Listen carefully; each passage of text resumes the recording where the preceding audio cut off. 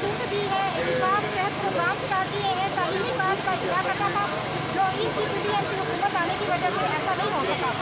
तो सारी जो है हमसे सहूलियात छीनी गई है, वो वापस जो खाने को हमें सहूलतें दी वो भी इन्होंने छीन ली। ठीक है। इतना जुल्म है आपका कि हमारी जो लोग जो नौकरियाँ कर रहे थे उनकी 40% तनख्वाहें जो है वो कम हो चुकी हैं।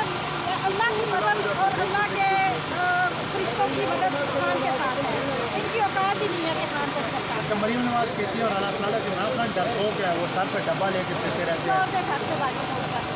आज तहरीक इंसाफ के जो लोग हैं वो उस तरह से मौजूद नहीं है, लेकिन यहाँ पर सिक्योरिटी के बड़े इंतजाम हैं। तो क्या समझती हैं कि अगर कोई गिरफ्तारी वगैरह होती है तो लोग मज़ामत का सामना कर सकते हैं? क्यों नहीं करेंगे? जहाँ नजर नहीं आ रहे तो कहीं आगे पीछे हैं, लेकिन तहरीक इंसाफ के लोग हैं इस एरिया में, लेकिन आज तक